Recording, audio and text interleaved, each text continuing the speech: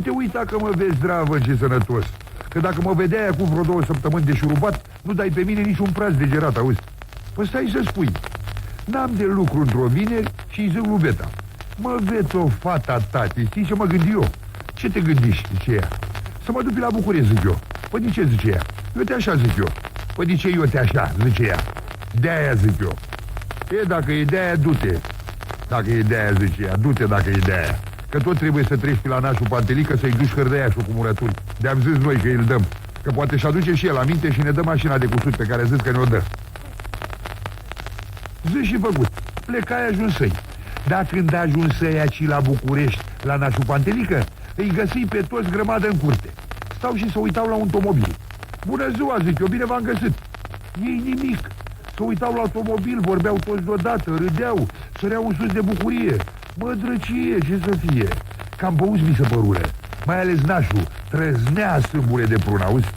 O văd eu pe nașa Reta mai într-o parte, așa mă duc la ea și zic: să rămână nașă, bine v-am găsit. Bine veniși, eu te Pantelică, fi numărind la Băilești. Dar ce-ai hârdăiașul ăla? Pă murături, nu ne fu vorba așa? Eu să vă aduc murături și voi să-mi dați mașina de cusut? Păi ce mașină că nu mai e? Nu, Doamne, ia mă, zic eu. Păi de ce? Eu te n-am avut de lucru, Pantelică, o vându și cu banii de ilo, jucă la loz în plic și câștigă mașina asta. Fiat 150. Că chiar acum și ca ne pregătim să plecăm pe la Sinaia acolo. Păi ce treabă aveți voi la Sinaia, bă? Ce cătați voi la Sinaia? Păi n-avem nicio treabă, dar dacă avem mașină, asta așa e, știi? Când are omul mașină, nu mai e nevoie să aibă vreo treabă. Să mai duce și așa, să aibă de unde să întoarce. Ei, se suiră în mașină nașul Pantelică cu nașa Reta în față, al bătrân cu a bătrână, părinții lui nașul, socrii de în spate. Zice nașul: bă, luați și copii acolo în spate. Bă, Pantelică, pă, nu e voie decât 4 persoane, zice el bătrân. Ia te uită, bă, la el, bă, ce copii e persoane. Înghesuiți-i, mă, dracu, acolo, uite la el. Dar cu Ciuciu Mărin ce facem, zice nașa Reta. Ciuciu Mărin să-i eu, știi? Păi să stea și el tot în spate, zice nașul. Păi cum să stea și Ciuciu Mărin în spate? Eu te pe Ciuci, zice nașul Pantelică. Că bine zici, zice nașa. Auzi, Ciuciu Mărin, matale stai pe Ciuci. Dacă îți o zici eu 6, te culci pe burtă, auzi? Ulele, păi de ce? De-aia că înseamnă că e frumilițean, să nu te vadă, că nu e voie. Bă, dacă nu e voie, nu mă sui eu, mă, dacă nu e voie, zic, nu mă sui. Hai, mă, zice nașul, ce ești copil? Sui dracu odată acolo, că ne grăbim, uite la el. Ce să fac, mă sui? Dacă să n-am bătaie de cap, mă pusei de la început pe burtă. De văzut nu vedeam nimic, dar o auzam pe nașa Reta, că-i mergea gura ca melița. Așa, Pantelică, bag contra patra, calc-o pe coadă, depășește-l pe ăla. Vezi ăla cu camionul, că vrea să se suie la noi. Eu-te la aia, să cată în poșetă în mijlocul bulevardului. Eu-te la ăla cu duba, depășește și nu semnalizează, zice nașul. Ce, bă, ești chior, de nu clipești? Lasă-l, Pantelică, zice nașa, tu vezi de volan, că-l drăcuiesc eu. Bă, vacă neagră, trage pe dreapta. Bă, fraților, după fruncea jumătate înțepenisem de tot, auzi. Bă, zic, mai e mult, mă. Ce să fie, zice nașa? Pă, București, zic eu.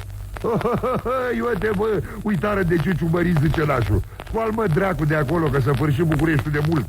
Tu nu vezi că suntem la kilometru 6? Când zisă 6, sări pe burtă, ce era să fac? Ei leșinară de râs. Îl bătrân zice: bă, fine, bă, nărod ești, bă. Nu sări, mă, pe burtă decât când e 6 de miliție, nu de kilometri.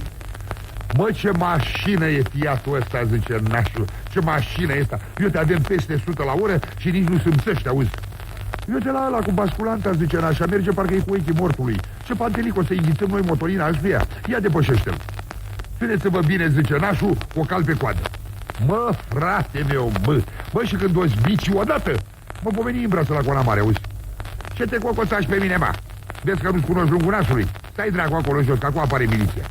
Păi de unde să apare, zic eu, din porumb? 6, zice ea. Ce, zic eu? 6 și nu de kilometri. Mă, fraților, dacă văzui cu o SNPI, sări pe burtă, ce dracu era să fac?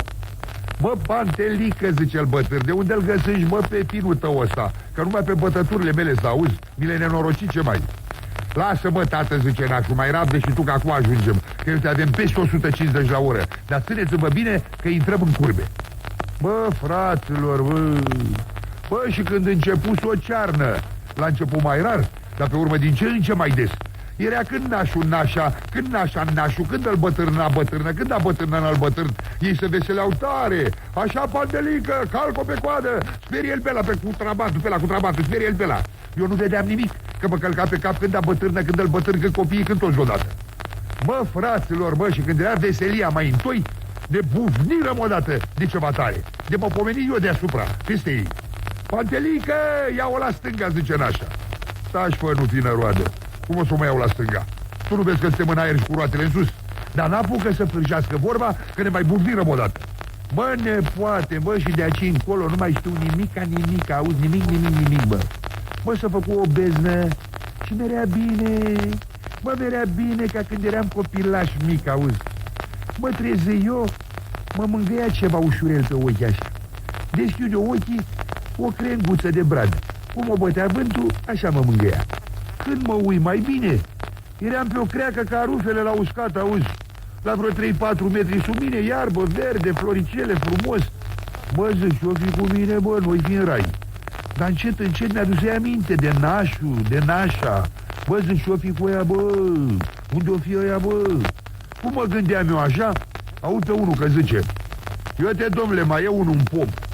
Ce cați acolo, bade? Ce cați acolo? Ce să cați, zic eu? Dude cau, de-aia. Popa, zice ăla, dude. Păi ce, bă, Bradu are dude? Are dude Bradu? Are, zic eu, cum să n-aibă? Păi dacă are nașul Pantelică carnet de conducere, zice n-ar avea Bradu un dude. Eu te la el, mă. Oțule, ia dă-te jos de acolo. Păi de ce zic eu? Eu te așa ne suim frumușel în mașinuță și mergem o țărâșică până la Sinaia. Eu în mașină, zic, nici mort. Păi cât o să stai acolo? Eu te pun la iarnă, zic, până o da zăpada și viu ușurel la bale cu Sania, că de zdruncirătură sunt sătul. Tovarășul Maior, zice, eu te ăsta nu vrea să dea jos. Bă, fraților, că mă uit un milițian. 6, zic, și sări pe burtă, ce era să fac? Ei, cu chiu, cu vai, ne adunăm. Dar să vezi minunea minunilor, copiii nicăieri.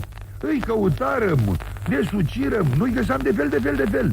Cum intrasem noi în apă dure cu peste 130 de kilometri, copilașii mai ușurii îi arunca să pești un dâmb într-o plastră cu vânt. N-abură nimic copiii, dar acolo așa era o tabără de pionieri care se pregătea să plece la Brașov și ea la înghesuială îi luară și pe ai noștri. Pe noi, ce mai, ne duse la spital. Eu scăpai ușor, că n-a busei decât o mână sucită. O mână sucită, un picior rupt și capul spart în vreo 8 locuri. Da, se chinuiră mult până îmi scoaseră de sub pielea acelelea de brad. Eram verde de tot. Și nu puteam să mă duc așa la veta, că cine știe ce-și închipuia aia. Cu nașul se chinuiră rău. Auziți, mă, fraților, la el dinți de oltean. Mușcasă ăsta din volan ca din covrig, auzi? Nu că la dinți, n-a avut nimic la dinți. Dar nu vrea să dea drumul la bucata aia de volan de fel. Până nu la dormiră, nu putură să o scoată. Ce mai? Coase n-a rupte, decât vreo 2. Că vreo 2 la început lui le găsa de fel. Că i-auzi eu pe doctor pe acolo când ziceau că nașareta ar avea una în plus. Îl bătâr scăpă mai ușor. Dar se chinuiră și cu el. Se chinuiră, păi, până-și scoaseră bujia, știi? Până-și scoaseră bujia de acolo. Asta toată viața ei a fost o fandosită, bă. Asta toată viața ei a vrut dinți de aur, auzi? Auzi și-i lipsa ei, dinți de aur, auzi? Și auzi noroc pe ea, că auzi eu o soră acolo la spital când îi zicea la alta: auzi tu ce găsire la aia bătârnă? Natina.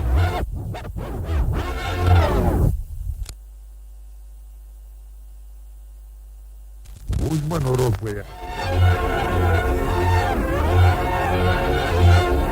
De tot acasă. Orbinații. Mecanici. Luminici. Bună. A luat bucățica de radiator care mai rămăsase întreagă, a luat ventilatorul ascuțit bine, motor cum nu mai avea, i-a pus o manivelă și a făcut o mașină de tocat carnea de toată frumusețea, auzi. Dar nu e gata, că trebuie să o vopsească. Că mi-a zis el să-l întreb pe nașul dacă să-i dea tot colorul din tâi. Când auzi nașul, zice: bă, bine, mărire, bă, nu mai mă face să mă râd, bă, că-mi cade gipsul în gură. Că uitai să vă spui că nașul e în gips până în dreptul gurii și când râde ei să treacă dinți în gips, știi? Ce mai? Bă, fraților, acum mă duc și eu acasă, dar sunt mulțumit. Păi, mă duc acasă mulțumit, că mă duc și nu mă duc cu mâna goală. Că dacă nu mai abură mașina aia de cusut, mi-o deterămie pe asta de tocat carne. Bă, să vezi ce să umflă veta în pene, auzi? Să vezi ce să umflă în pene, știi? Păi cine mai e ca ea? Să aibă mașină de tocat carne Fiat 850. Ia uite la ei.